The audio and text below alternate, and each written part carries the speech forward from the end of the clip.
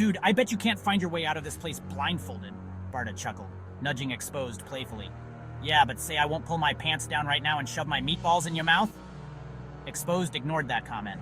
Anyways, they had just entered the sprawling labyrinth of furniture that was IKEA. Barta yelled, I'll rip my pants off right here if you join me. No diddy. Xposed. Never one to back down from a challenge, shrugging. Little did they know, their playful banter would soon transform into a desperate fight for survival. The air, thick with the scent of Swedish meatballs and desperation, crackled with unseen danger. They plunged deeper into the maze of showrooms, each turn leading them further from the familiar. As they rounded a corner, a tall, imposing figure blocked their path. The man draped in the iconic yellow and blue uniform smiled thinly. Welcome to IKEA. I'm Ika, the store manager. His name hung in the air, sharp and cold. Just browsing. Xposed mumbled, feeling a sudden chill despite the warm lighting. He felt tired all of a sudden. Ika's eyes, like shards of ice, seemed to bore through them. Of course. Her voice dripped with a sweetness that did little to mask the underlying threat. May I interest you in our latest model? Looking down Xposed, and Barta realized they had their hands on the backrest of the chairs he was talking about before the two fainted to the ground. The world around him dissolved into a swirling vortex of blue and yellow. Xposed awoke to the sound of Barta's muffled groans. They were in a cold, damp dungeon, the air thick with the smell of mildew and fear. Stone walls enclosed them, a box of despair. What just happened? Barta croaked, his voice hoarse. Xposed shook his head, fear gripping his heart. The last thing he remembered was sinking into the plush leather of the chair. Suddenly, Ika materialized from the shadows, his face illuminated by a flickering torch. Gone was the friendly facade. In its place was a cold, calculating mask. Welcome to your new home. You see, boys, Ika's voice echoing through the dungeon, I am no ordinary manager. I am a bounty hunter. His V-voice circled their heads like a predator toying with its prey. A bounty hunter for furniture? Ika laughed, a chilling sound that sent shivers down their spines. No, foolish boy. I'm afraid I can't disclose that information. The gravity of their situation crashed down on Xposed. They were trapped, imprisoned by a man who seemed to wield power as effortlessly as he did his chilling smile. Their only hope lay in escaping the dungeon's maze and the labyrinth that awaited them. Ika, with a clap of his hands, disappeared. The rules are simple. Navigate the maze and you earn your freedom. Fail and you become another trophy. The maze was a nightmare. Twisting corridors lined with sharp-toothed chairs awaited them. These weren't ordinary pieces of furniture. They were alive, their wooden limbs twitching with predatory hunger. We've got to use whatever we can find.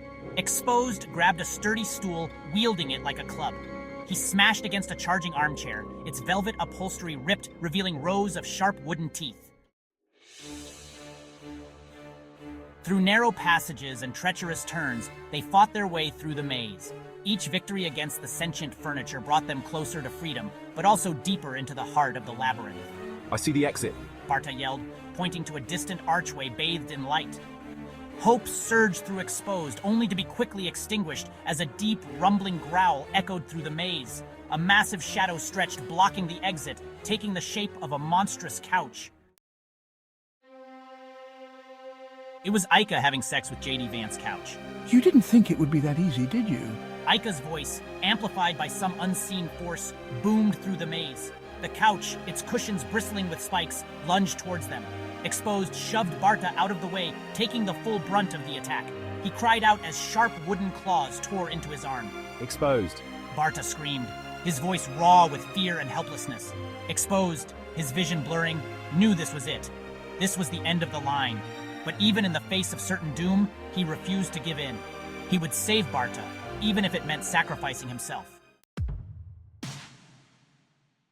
Summoning his remaining strength, Xposed grabbed a nearby lamp, its heavy base feeling like a feather in his hand.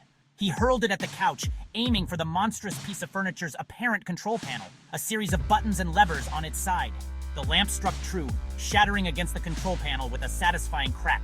The couch shuddered, its movements becoming erratic and uncontrolled.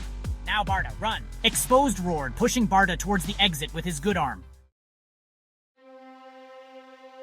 Barta hesitated, torn between escape and loyalty. Go, I'll hold it off. Xposed yelled, his voice strained with effort. Barta, tears streaming down his face, scrambled towards the exit, just as the couch, its circuits fried, crashed to the ground with a deafening boom. Dust and debris filled the air, obscuring Xposed from view. He didn't look back. He couldn't. He didn't know if Xposed was alive or dead. He only knew that he had to escape, had to get out of this nightmare. Barta stumbled out of the IKEA, gasping for breath. The familiar sights and sounds of the outside world washed over him, a stark contrast to the horror he had just escaped. He had made it. He was free. But the cost of freedom weighed heavily on his heart. As Barta staggered away from the IKEA, a figure emerged from the shadows of the building. Ika, his face a mask of fury and frustration. And so, Ika vanished into the crowd, leaving behind the faint scent of cinnamon and meatballs and a promise of future encounters. Ika had lost his quarry, his bounty, but this wasn't over. He would find them. He would have his revenge.